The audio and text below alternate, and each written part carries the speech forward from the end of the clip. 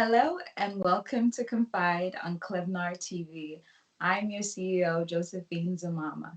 Here we create awareness, provide access, and support to mental health services.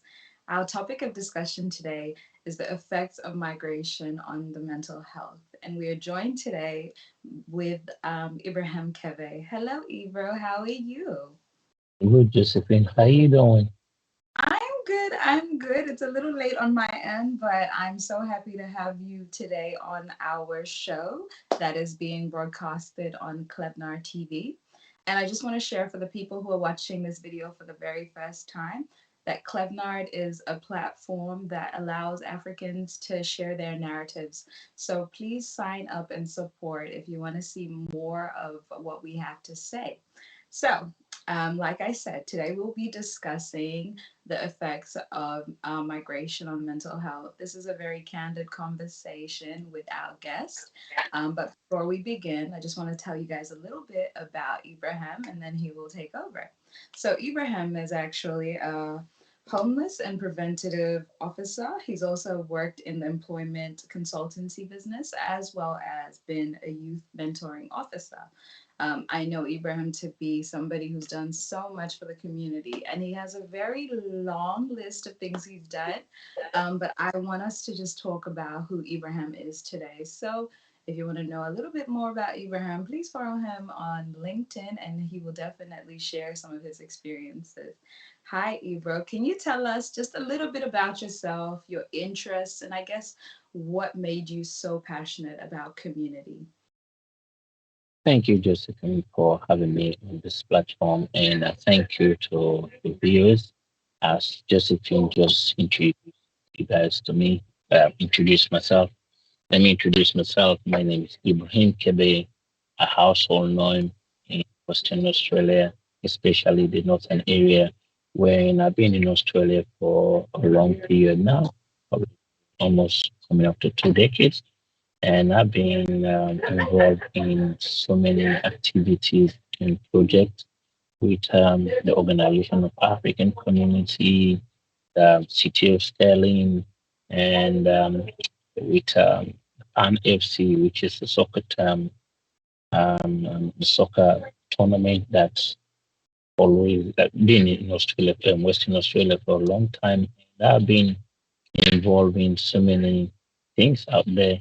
So I miss Western Australia, which has been in my life.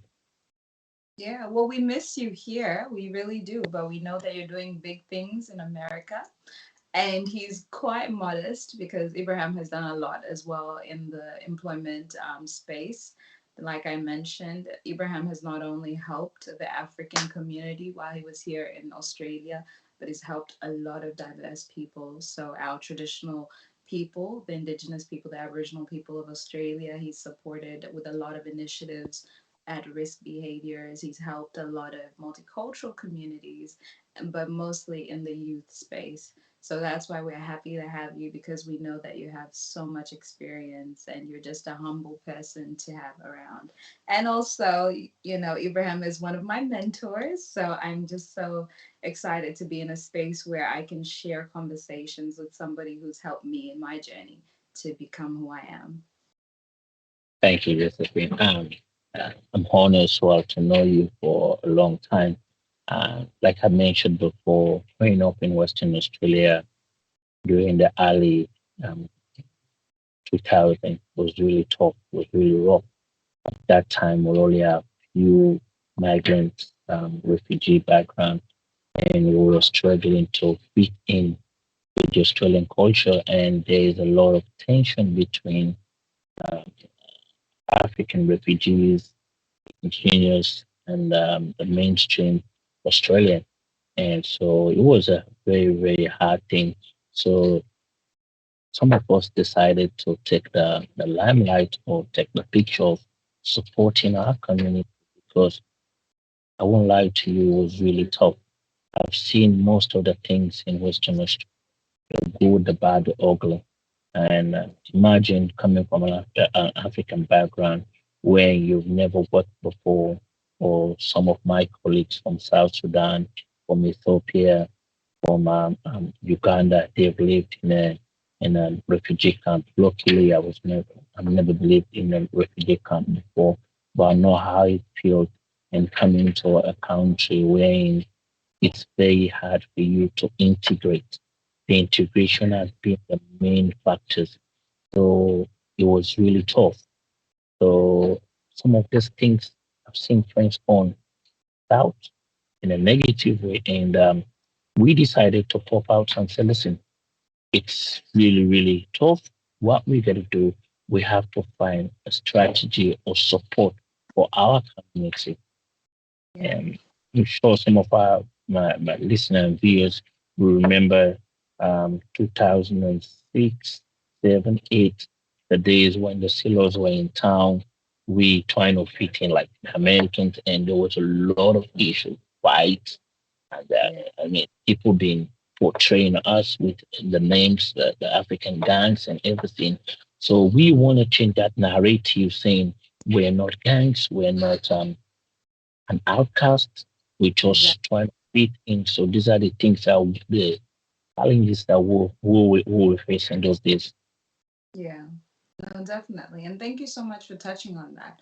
Because I guess one of the things that I really wanted to tap into was the conversation around, obviously the impact of migration on the mental health.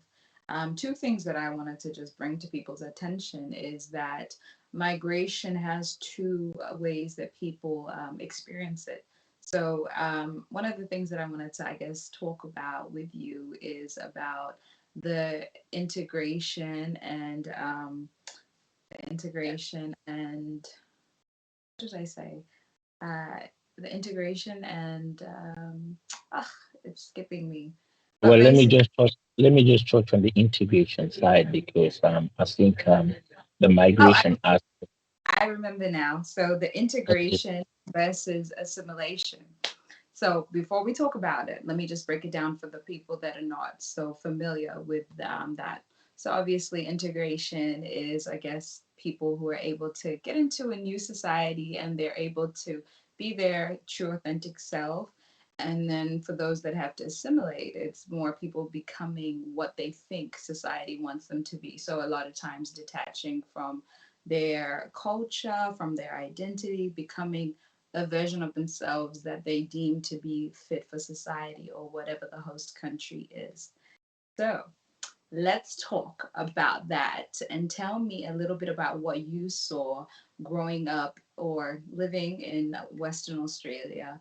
People who were able to fit into society and be their authentic self, and then the people who were able to detach completely just so that they could look like what they thought society wanted them to look like. let me just emphasize on the integration side because for coming to that, so like the solutions. Let me just emphasize on the integration. The integration for most migrants, I can make sure it was tough Yeah, because we did not see some of the things that we were expecting. yeah, And again, I noticed that there was a bit of cultural shock. The yeah, cultural shock that was there because we were not oriented properly. The yeah, orientation was how we think the Western world will be on how things are supposed to be. And it is not the way it is. And they want people, we want to be part of the society. I can give yeah. you an example. Me, Mhm. I vividly remember Yeah, when I was living in Africa, we did not have the fire extinguisher and we don't have the fire alarm. yeah, So my mom was cooking that time, and around 7, 8 o'clock, making dinner, and the fire alarm pops up, and everybody's scared. We thought it was something because the sound sounds like a police or something emergency. So yeah, we were struggling. We don't know what to do. Everybody was just packing their belongings, thinking, "Oh, we're on the house or something's gonna happen." So we have to call our case manager, which came and turned the fire alarm off. So that was a Yeah. 2 second something that we should be, I should have done, or my mom should have done, or they did not, we did not know Yeah. how to do. But Yeah. that was a big stuff. And again, the food, because we used to our African food and we like having this way of dealing with our own food, like preparing meal and everything. But like I mentioned, it was not the same over there That's because we did not know how to get our cassava leaf, the ugali, and other things. So just what we decided was that we have to find the main shop where we can get all those things. It was a tough journey, but now when I reflect, I've like, you know what, that was good because we learned. I learned. Some of us, we learned the hard way to get where yeah. we want to go. No, definitely, definitely. And I like that you touched on the fact that there was lack of orientation. Speaking from the Australian experience, I don't know about the rest of the people in diaspora, but a lot of us had similar entries into Australia. If it wasn't through the humanitarian refugee entry, then it was either skilled migrants or international students, but it was usually the same kind of orientation of just your basic services. And a lot of times, nobody really walked with you. It was just kind of you had all this information given to you, not really a checking in about your mental health, maybe about like your general well being because you had to do medicals. But I think it is later on when people started to actually settle down that they started to actually experience whatever it meant during the migration process. And I think because obviously we're both, people who came here through the refugee background, maybe we can talk about just some of the struggles in regards to identity and integration. Because for me, I can speak on the fact that a lot of South Sudanese, in particular, refugees had to have one particular story, and that wasn't my story. The same way you share that you never experienced going through the camp and whatnot, that was the same thing. But when you came to Australia, the little knowledge that the citizens knew about, your country or what it meant to be a refugee, you had to become that identity. And I think that was one of the most frustrating things because coming into a new country, even though like from my experience, we lived in a neighboring country in Uganda, and my father had a really good job, but because it was political instabilities and my mom came from a really well-known background, so I wasn't allowed to share that. So I was more in that, I guess, flow of, yeah, we came as a refugee, we have nothing back home, and we're no one, and just kind of fitting into that narrative. But it was so painful, especially for my mother, because she was a woman from a high society and her family was well known. So to, I guess, be reduced and to be made to feel like you're just a number and that you should be grateful and thankful that Australia took you in was really hard. And I know a lot of other refugees felt the same way, where they felt like it was either they lied about how they came. So a lot of people would tend to say that, they came as skilled migrants or their parents had opportunities, or they just decided not to even share their own experiences. So can you tell us a little bit about, I guess, your own experience in that space? Well, uh, for now, I understand there was a problem with the policy of Australian migration policy Yeah. because I think we feel like I think I don't know what they were the expectation, because going through the policy now and see what they needed or what they were expecting from us was Mm-hmm. not correlated. For example, a lot of Africans do not have a driver's license back home. Yeah. We did not work before. We've been with our family, and the issues as well of um, um, um, domestic violence, all these Yeah. kind of things, the way it was handling by the immigration was not the right way. I think was not the right way because 2006, 7, they expect you to go to work without any proper orientation. Yeah. Um, a lot of my friends, they do, we were ours, including myself. I was driving without driver's license because the Centrelink system was trying to force you go to work, go to work, go to work. So Yeah. do you know how, imagine living in a place where there was no car, no bus, or you have a friend or family car, you have to use it. There's no choice. Yeah. So you get arrested or you get criminal conviction. Those Mm, things, those days you're like, oh, that's I can get through it. How I've now impacted so many of our colleagues that all mm, those criminal convictions now piled up in prison, or some mm, of them things that we I wouldn't say we're accepting them back home, especially when it comes to domestic violence. We did not see the laws on how to deal with short things because why I'm coming towards this thing that some of the shock, some of the things that we experience mm, coming there. And for example, if you're dating or married to somebody and you yeah. have an issue, you decide or somebody decided to call the police and Yeah. the case is still pending at the police station, you did not take it there. You end up coming to the house and there was another issue again between both of you guys. So Yeah. what will happen? They will still follow up with the previous case, and then Yeah. you end up being in prison. Fail Yeah. to realize that we should have closed that case, trying to resolve it and move on. So all these bits and pieces have been an issue. Like I mentioned again about the driver's license. We did not Mm, have a driver's license, my sister. We were just doing things like we think we can do it in Africa. We were yeah. just think we're Tupacs and BIGs. So by the time we realize that, oh, this is not the way Australia way of life, we've been caught up with the law, no Yeah. work, nothing. So back to your topic again. These Mm-hmm. are some of the factors that a lot of Africans those days were facing.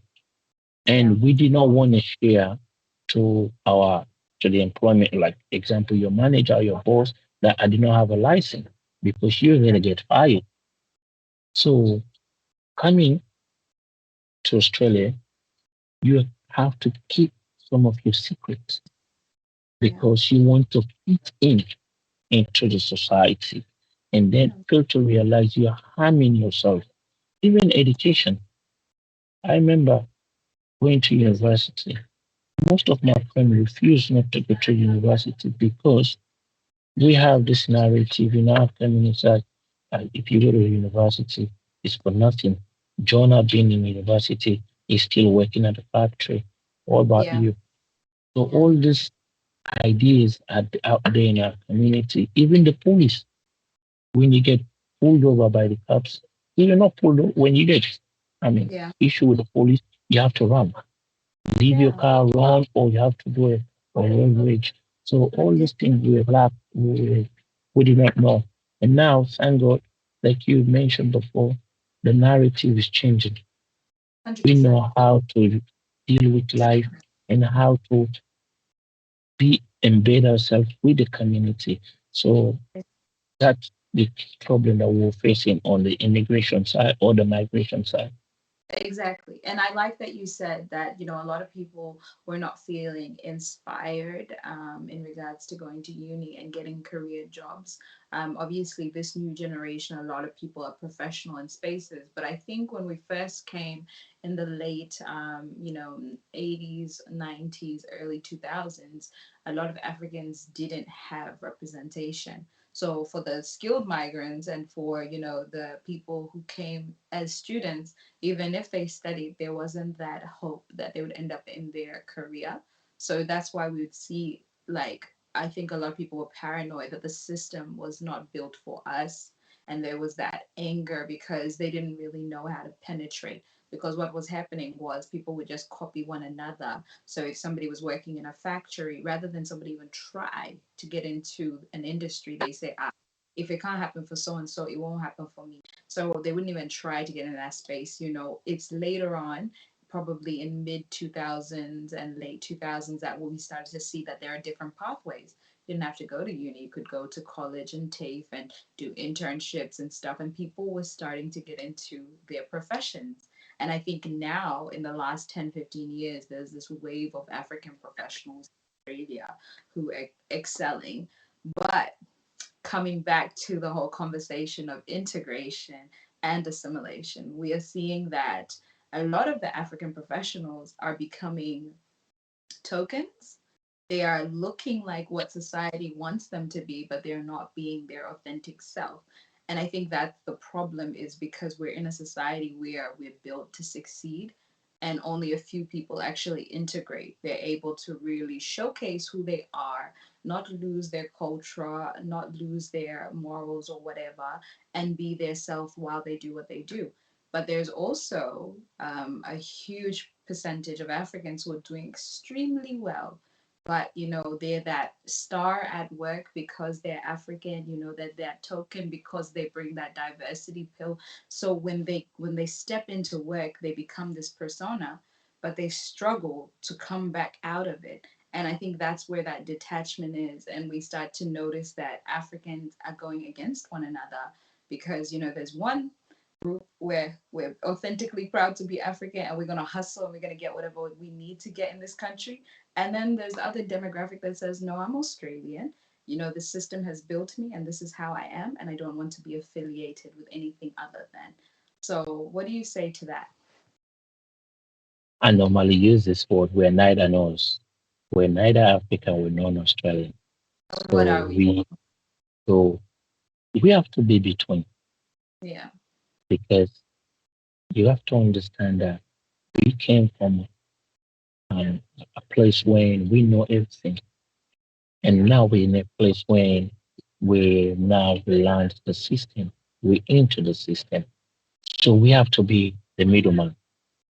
Hmm. My son, our daughters, my brothers that were born in Australia, they have to be part of that system.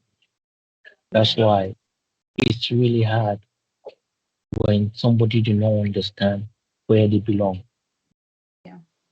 Nothing wrong for you to be between. I have to say this thing. Nothing wrong for you to be between. This is the reason, that's why we take the adventure to serve the community Yeah. because we have to change the narrative. People to understand, yes, we're African, but we know the system now. We have to be part of it. No, definitely. We have to get a mix salad when we all mix in the same table. We Yeah. cannot sit behind and let people tell our story or explain our story. We Yeah. cannot sit there and say, oh, this migrant from South Sudan, no, this refugee from South Sudan, this refugee from Liberia, this refugee from Sierra Leone. We have to say, these Australians, let's change the name. It's either if you want to be specific from an African background. Yeah. So those are the things that we want to see Definitely. because we've seen this World Cup where some few South Sudanese boys super proud, love them. They've changed how the soccer looks like in Australia. We can have people from not only from Bosnia and Soviet, but people from our community. Yeah. We're proud of them. So all I have to say is that we at the front line have to be part of the community. We cannot Exactly. isolate ourselves. Yeah. Reason being, isolation is not a good thing. Like we've talked about mental health, there's a Yeah. lot of support out there, but in our community, we do think mental health is just people talk about it, nothing happens. It does. Mental health is really, really something that is really It bad. does. You It know, does. I've been around you with you for a long time. I was struggling when I was in Australia a few years ago. We were Mm-hmm. catching bus. We have to go for meet. We did not have a full-time job, but we decided to take our the leading step. Yeah. And people were calling us names, looking at like we don't know what we're doing, but we're trying to do it. For us just to we sacrifice ourselves to be at that front level. At the end of Exactly. the day, we're now trying to be like everyone else.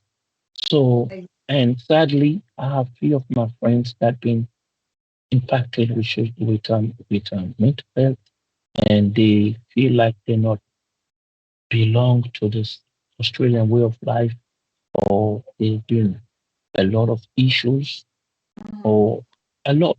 So I always tell people, ask for help. Go Exactly. out and ask for help. There's a lot of service provider out there that There, they are willing to support you, regardless of your color. If definitely. you going to, from me working in an employment consultancy area, I've helped a Hmm. lot of Africans to get a job. There are things that we need to change, but Australia is a fair go for everyone. If Exactly. you have the, if you take the step, you, I mean, the door is open for you. Uh-huh. And I love that you've touched on that. Something that you were touching on in regards to, I guess, how we started, with the grind and the hustle. So I'll just ask you this question. Once you answer it, then we'll go on a break. My question to you is, so what got you interested in community work? Like, obviously, like you said, it has been always to be a representation. It was a fake it till you'll make it situation. We would catch buses and we would hustle and we'd do whatever we needed to do. But what got you to really want to serve your community? This is a funny story, my sister. At one time, I was a nightclub with friends, and Okay. there was a clash between our boys. Yeah. Fight break out. There was a lot of bottle. People were stabbed and everything. Yeah. I was stabbed. I was not stabbed actually. I was injured at that fight. I came home and I thought to myself, it's like, why we have all these things every time there's an African this, there's an African that. Let's be realistic enough. Let's call names. We've been having some issues with the police within ourselves. We've been fighting each other. No Exactly. mistakes. We have to be honest to ourselves, professional on professional level. And I thought to myself, like, look, we cannot live this type of life, this hooligan life. We cannot Yeah. be in Australia where, I mean, I have to have issue with somebody from South Sudan, somebody Hmm. from Liberia, somebody from wherever they are, or mainstream Australian. So Yeah. I decided to put on a project on Facebook, Stop the Violence. And a lot of people were happy about me coming from African background, talking about violence. Yeah. Because if we don't talk about our problem, nobody will know what our problem is. Our Exactly. problem are. So I decided to talk out there, talk about it, come up in a sensitization where we tell people, listen, this is not who we are. We have to be like one of those people. We have to be respect the laws of this country.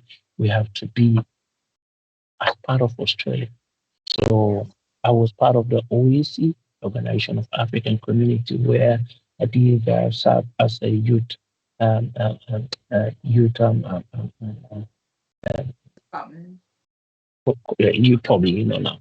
So Yeah. on that space where we have mutually reconnect, we have stopped the violence and so many projects which have now helped a lot of Africans to find their identity and to do something because that was my passion to change the narrative.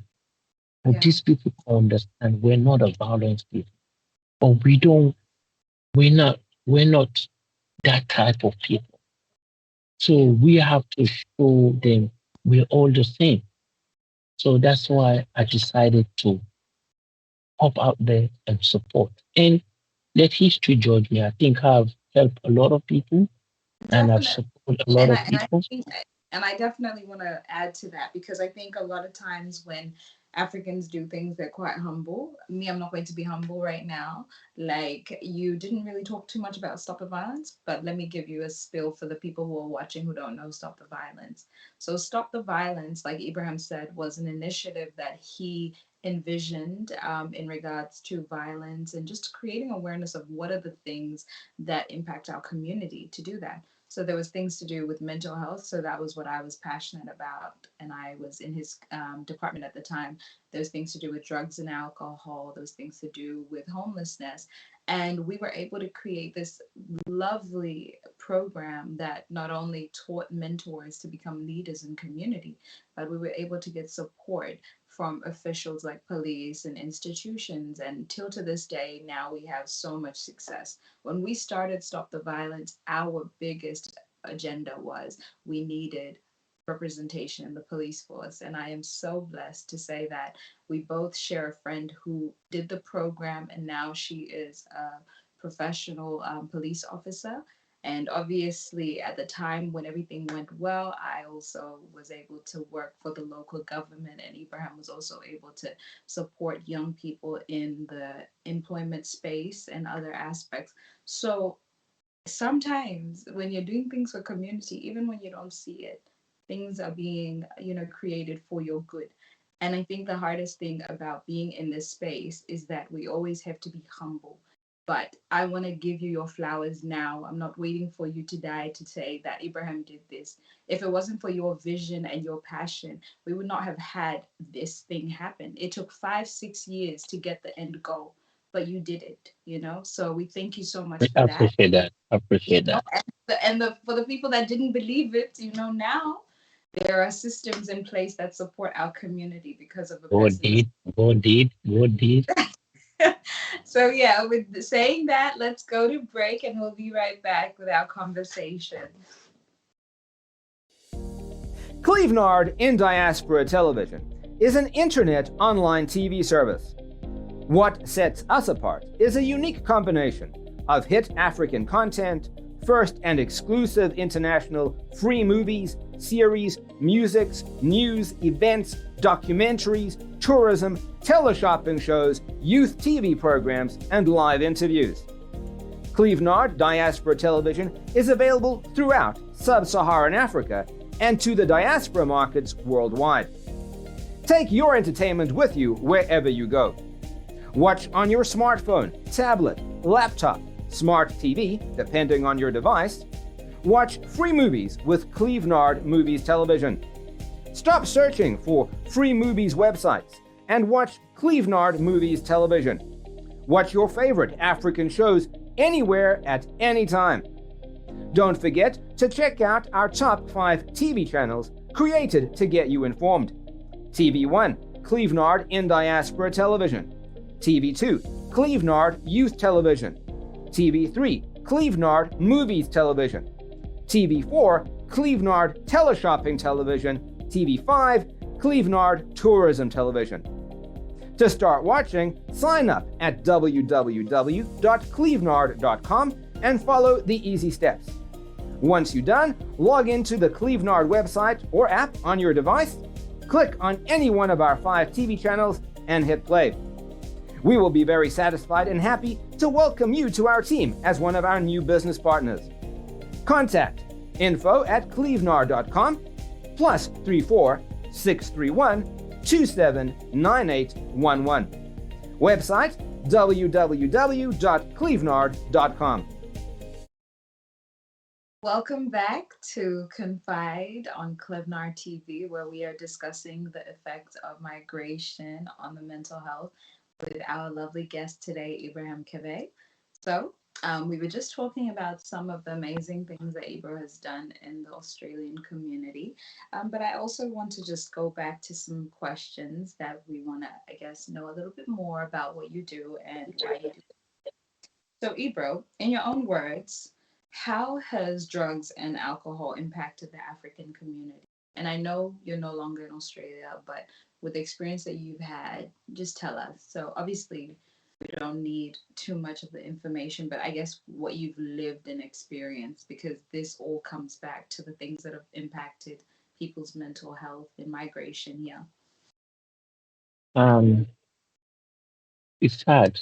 And it's it's very hard for me to talk about some of these things because um um I've seen and I know friends that been impacted by drugs and alcohol. Yeah. And this is something that we don't like talking about. Yeah. because we feel or we know that if we do talk about these things are taboo. Mm-hmm. And I'm still following up what's happening in Australia. And Yeah. this is no secret. A lot of our boys are now getting into this whole drug stuff. Not even the boys, our Everybody. girls, our sisters, Yeah. African general. And it's something that comes back to the cycle. We don't know what we're mixing in a Exactly. sense. We think this fast money is the best option. Yeah. It's not. Either way, you're gonna get caught by the police. They will arrest you. Yeah. There's no way you can go through this thing without being arrested by the police. Yeah. And remember, when you do get arrested, this is not only you, Mm-hmm. your family, Mm-hmm. your community Exactly. as going to be impacted.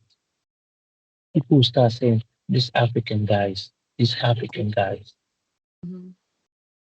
It's hard for us to name and shame some of the things, Yeah. but we don't want that stigma when Mm-hmm. they call Ibrahim Kebe or they call Josephine Zinama. They're like, Yeah. oh, are they from Africa? Yeah, yeah.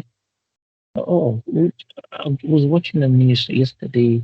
There's few African guys that have been arrested with methamphetamine and everything. Those things are not good for us. And No. again, comes back to the alcohol. From our community, alcohol is not something that we should be saying, Holy Mary, that's something that Yeah. this is a privileged conversation. We have to call names. We have to talk Yeah. about some of them. I've never Definitely. drank And before. do you think some of the people who have a dependency, maybe not to drugs, but mostly to alcohol, do you think that's somebody's way of medicating themselves to, I guess, um, survive in this society that we're living in? Because I've had conversations with people who say, like, yes, there's some people who are completely, nope, I don't take that. And there are some people who say, I would not be able to survive in this Australia if I didn't have my weekends so I can, have my drink. And it's not one of those, oh, yeah, you just go out and you have a drink or two. Like, some people really need to overwhelm their system with, alcohol to be intoxicated so that they can continue living. Let's be honest to ourselves. How Yeah, long, how many alcohol will you take to feel okay? yeah, How many can you finish the whole brandy, whiskey, and every now and then? Let's be yeah, honest. You look yourself and look at your health and say, okay, once in a while, if you understand, if you're a casual drinker, it's fine. I'm not going to say don't do it. yeah, Excessively impact your health. exactly. Even though we have this saying in our community, everything that you do excessively is not good. Yes, but you have to understand if you have family to deal with and you now being an alcoholic, do you think between me and you or whoever is listening here, do you think that's a daily progress for yourself? Yeah, Can you go to work and you're intoxicated? If you're driving a forklift, is that safe for you? If you're working in a big institution, a bank or hospital, is that a safe way? yeah, How can you look after your whole body and say, listen, I mean, diabetes, you got hypertension, you got liver, kidney. I know it's a free world. You can do whatever you want to do. But remember, if anything happens to you, we all have to feel the pinch. exactly. So I've seen most of our brothers and sisters, aunties, now just think, oh, it's a long weekend. Let's just smash it later. Yes, it's okay. But just think about it. Think about your well being. Think about your Yeah, health. I definitely. know it's a very, very hard thing, but you have to look after yourself.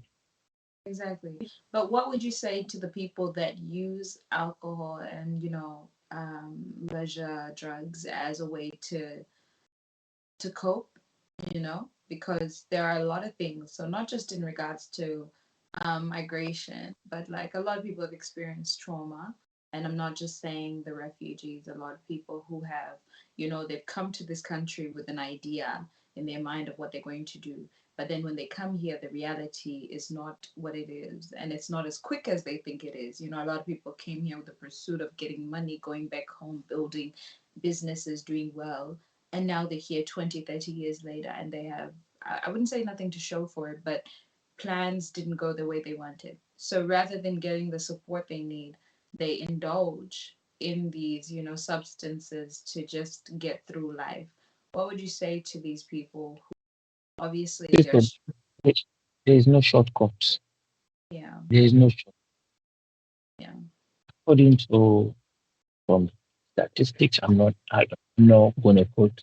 It takes time for you to get integrated in any society. yeah, I was thinking the same thing. I'll be here 4 years. I'm going back to Africa. Everything. There is no shortcut. yeah, So if you think or somebody think that, I mean, I'm going to make this in 2 years, I'll hit this, I'll make this, I'll make this. It's hard. You think about it, we have COVID 2 years, lockdown, people are struggling. yeah, So you try your level best, but it's very, very hard. There's a step you have to take for you to get there. yeah, Like I mentioned before, before sitting here working for the United States government, it was not something that I just picked up like this. mm, I used to be a security guard. I work mm, in the fish shop. I work yeah, as a forklift driver. I've I've done every single thing. I hustle hard. I can hustle anyway, any day. You understand? I know we all don't have the same mindset. One of the biggest blessings I would say, go out and talk to people, people that yeah, you think you trust. I know sometimes it's hard, but I'll tell you, our community, the main Australia is a lovely place. Talk to people and ask for help. yeah, Talking it inside, we're not going to help you. do, Drinking or mm, doing the drug, trust me, how long will you think that will help you? Let's be honest to each other. yeah. And do you think that it's to do with, I guess, some of the taboos around talking about mental health? That's why people tend to, I guess, want to stay in their own corner and do what they do. Because I know for women, first, we're always sharing, we're always doing whatever. But then I notice with Africans, just in general, to talk about having an issue is such a hard thing. There's this whole, save your face situation and only share what you want to share because you're paranoid that people are out to get you or whatever. So, do you think this is another reason why people don't want to talk about issues or ask for help and, access services that will help them mentally? I won't say mentally. I will put it in a bigger perspective. Yeah, Me and you and all this, we have mentors. yeah, Try to find somebody that you trust, yeah. even outside your community. Hmm. Share people that you think you share the same goal. Talk to Exactly. them. Exactly. Because for me, the best medication is to explain or talk to somebody that understands how you feel. You probably understand the difference between sympathy and empathy. Yeah. You understand? We have to discuss this thing with people. You're not alone. There's a lot of people out there that will support you. I've gone through a lot. You know, I Yeah. was going through a lot in Australia. Sometimes I cry to you. Cry. When people say guys don't cry, I cry. Yes, I do. And Yeah. sometimes it's not the way I think life is. I mean, I feel like I'm not in the right space. Yeah. But there's always a reset button. Mm. You reset yourself. Be honest to yourself and think, yes, that's the best way. Yeah. What No, should I do? A little step is better than nothing. Start definitely. now. Yeah. No, that's good. And I like that you touched on the whole having mentors, because I think that's one of the things that I've realized. I can't speak on the rest of Australia, but here in Western Australia, I think the rise of African professionals has been because of the ability for African professionals to mentor those that are coming up or people spaces. There are organizations that's literally called African Professionals. You have the Organization of African Communities, that's the umbrella. And you have programs for multicultural people like Kaleidoscope Initiative that City of Sterling runs, where a lot of African professionals are being partnered up with people who are aspiring to end up in their careers. So I think people don't realize that just sitting with somebody who has 5 years experience ahead of you or has been in an industry that you want to be in actually changes your life. Like you said, we've had conversations about a lot of things that we wanted, but you and I were exposed to so much greatness. We were sitting with delegates from back home when they used to come to Australia. We were mingling with professionals from different backgrounds, politicians, health people. So now for me, it's a norm. So the way I see the world is different because I've had that exposure at a very young age. But then I see people in my space who are struggling, and I think it's because of that lack of mentorship, that lack of being exposed to platforms where you can grow, develop, and have network. Because it's not just in Africa. Everywhere you go, it's who you know. I think the world has changed. It's no longer just about qualification, and it's evident in countries like Australia. For a multicultural person to succeed, it is definitely who and how hard you work. So yeah. Now, on to Put, my next one question. one second. Put it Okay. this way. Let's Yeah. put it this way. Mm-hmm. If you want to be an engineer, Mm-hmm. remember there's people that have been there before you. Mm-hmm. It's you. You just have a look people around you that you think these people will inspire me. Yeah. Talk to them. I don't Exactly. think anybody will reject you and just say talk to them. So listen, uh, I want to be like you. Yeah. How do you think I should be like you? Mm. Not everything you will take, but can gain some of the ideas. I got Exactly. people like Asta, Casti, Joe Tuazama, you name them, Yeah. that I look up to them Yeah. because I want to be like them. Yeah. But the thing is that one of the things is that we don't seek for help. Yeah. I guess I have to be honest. If you don't seek for help, it's very hard for the help to come to your way. You have to jump into it. And sometimes you have to be vulnerable. You have to put your cards on the table, you know. But yeah. So, now in regards to, I guess, people experiencing homelessness, talk to us about that, because when we think about homelessness, people straight away think people that are living on the streets and sleeping rough. But I don't have the exact definition, but honestly, people who are experiencing homelessness could be people who are couch surfing. And for people who don't know that term, it's just basically saying, friends or relatives that come and stay in the house, but they sleep on the couch. And it's supposed to be a short-term thing, but it ends up being a long-term thing. And I know with the African community, because a lot of us are communal people. So back home, we used to always have, like, a lot of people in the same space. But it's a little different now in diaspora, because the longer you stay, then people are expecting commitment because there's bills to be paid, and also, either we like it or not, people are now comfortable in their little bubbles. So can we talk about, I guess, in the community, how homelessness or experiencing homelessness is impacting people and their mental well-being?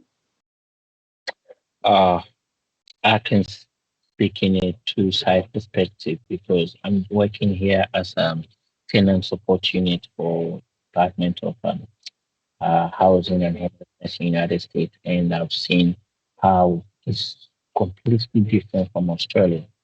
You Yeah. know, in our community in Australia, I was sharing with my cousin and friends, and responsibility is something that we need to hop on. Yeah. Maybe you know, Yeah. at least we have Centrelink. Yeah. We have to put our priority Just break at the down what cycling is for people who are in different parts of the world. Centrelink is a system, it's a social service system that is shown in Australia where they support people Like, that are disadvantaged. You know more than me because you're working in that space at the moment. So so basically, Centrelink is a little aspect of the welfare system that's in Australia. It basically gives people the ability to have access to funds that will help them get housing and just basically survive. Centrelink has different pathways. You could be a student and you could obtain it. You could be, a single mother. You could be a person living with disability. And then you could also be an aging person that has pension and you have access to the money through Centrelink. Centrelink also is partnered up with the Department of Housing. So a lot of people who might be at risk of experiencing homelessness because they don't have jobs, this enables them to get a deduction of the payments that they actually get for rent. So overall, Centrelink is a welfare system to support people to, I guess, not experience homelessness. But yeah, yeah, wow, you've now defined what you explained. yeah, So yeah. from my side, what I would have to say on that one, you know, luckily Western Australia is blessed with a lot of jobs at the moment, Yeah. and we have to hop into that one. And I know that there has been increasing in house price, and Mm, have been a really a big problem in our community, and we are facing this. It's a global problem. Trust me, it's not only mm, Western problem. I don't know what's happening, but there's a lot of people are struggling to have proper shelter.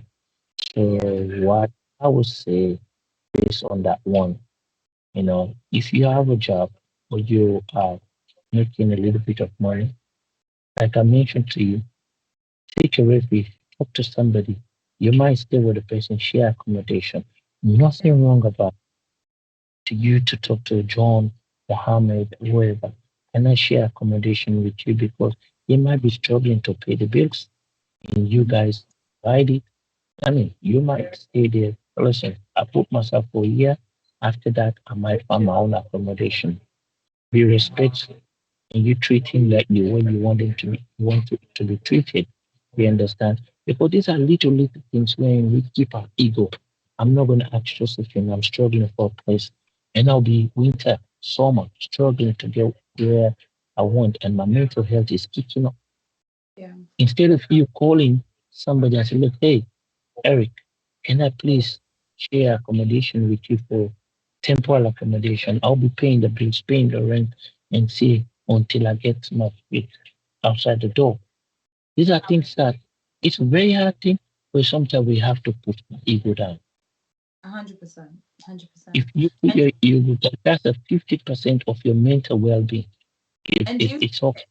and do you think some of the reasons why it's hard to put the ego down is because a lot of people who live in diaspora have become providers for family back home. So, do you think that's also another reason why they feel that pressure to try to look like they're okay? Because to be fair, I don't know any African family that doesn't have at least one person that sends money back home, you know? That is it's a big, it's a debatable stuff. Yeah. Um, Not everything I have to say. It depends on how you look at it. It Yeah. might not suit some people, but Mm, I always say this thing: you have to fix yourself first before you fix somebody else. yeah. You understand? I've seen friends, family. I've been one. I'll be honest to myself. I've been supporting family for the past few years back home, and I was struggling to pay my bills, pay my rent, and everything. And I'm trying to make have to be that big boy but failed to realize I was hurting myself. I dropped out of university 3 times because I was thinking, you know what, let me go and hustle for family back home. And Exactly. because the money I was making was not enough for me to go to university and do this thing. But you have to sacrifice that short term goal for a long term. You understand? You cannot live in a place where you sleep in the street and you're helping people back home and you think it's okay. Yeah. You understand? It's a very hard conversation to say. It's good sometimes to say, no, let me fix myself. And If and the I agree. little you can give, you give them, but don't think you have this whole thing to just flourish and then you don't have nothing the next day. And you know, the thing is, honestly speaking, for the Africans that have done really well and are able to support back home, that is the mentality. Because it's not to say don't help, but it's like, how can you help when you're sinking? You know, it's better for you to build and be in a platform where you're able to throw a rope, or you're able to also enable others to come your way. Because a lot of things that I've found is, the international students, or the people that just come in with entry visas, they don't even think about stabilizing themselves and integrating into the system. The first thing they think is, let me get a job, let me hustle, and let me send the money back. They don't even know how much rent is. They don't know how expensive cost of living is. That you see people be sending all their salary, and then they get into industries that they didn't imagine themselves being into. Like, we definitely will talk about just like the trafficking aspect, and a lot of young women having to do things that they would not naturally do, but because they want to sustain their lifestyle and their families, there's a lot of things that they end up doing. And I think that's one of those discussions that I would love to have in future. Obviously not today, but I think people don't realize these are all the things that lead to Africans in diaspora experiencing temporary homelessness or permanent homelessness, is that pressure to come to this, greener pasture, and to be that overflow of resource and support for their own, failing to support themselves and putting themselves in a very, very dangerous place. Yeah, you're right, because I'll tell you, I've been there before. I Yeah, was struggling, working in a factory, fish factory, and yeah, after that, I just send the money. I could even pay my house rent.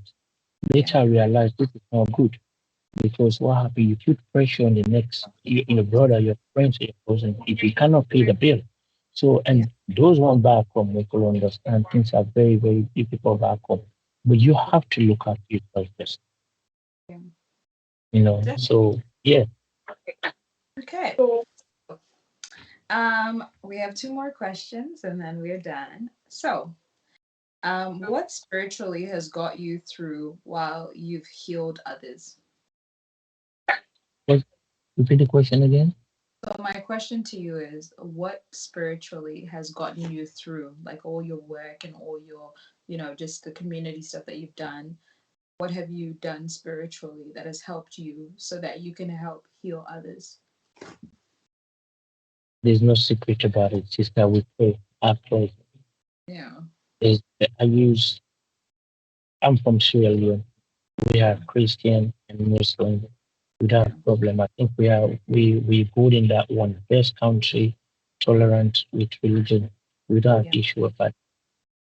I pray every single time I face turbulence, and Yeah. people don't understand. We have to face turbulence.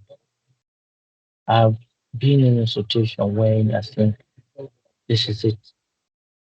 Yeah. Um, pray, I have Yeah. to help. I fast, and I listen to motivational speakers as well. It's not 100%. a religious aspect, but it's really good for you to get motivated, to build your confidence.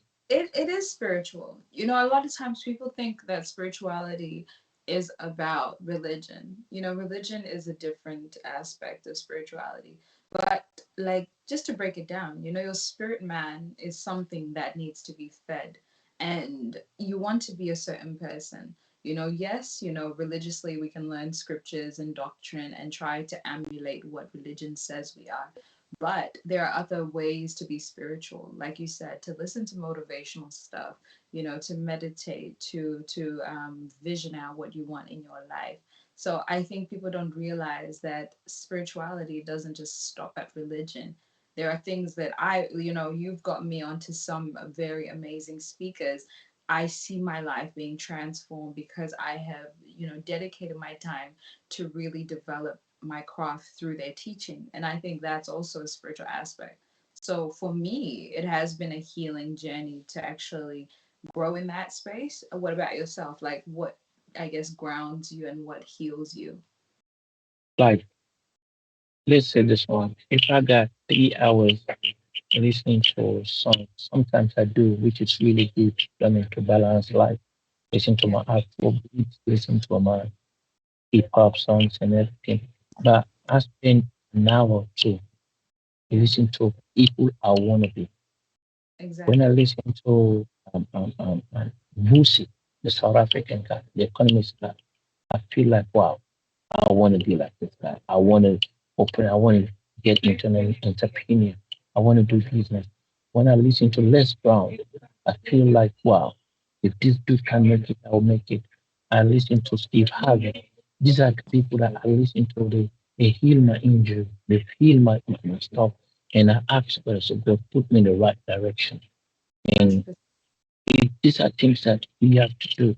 And again, you got people around you that you ask. Sometimes it's really good when you have people that can tell you the naked side of you. As I look, what you're doing is not right. Just like think about yourself. When they tell you, you feature yourself as like, look, you know what, let me do the best thing. So based on spiritual aspects, I've able to help me to where I am at today. And last night I was thinking, this is 2022. We've ended 2022. What is my plan for next year? That's What it. do I have to do? Am I going to miss it or am I going to get it? How many percent I have to put? 100%, 90%, or 120 for the Mhm. next 6 months? Well, how can I evaluate myself? If we do two things, it's better than nothing. Exactly. So those are the aspects that have helped me. Definitely. Okay. So now, in regards to my favorite question that I've been asking everybody, so relax yourself. Um, if you had all the money in the world, what sort of space would you like to see for mental health?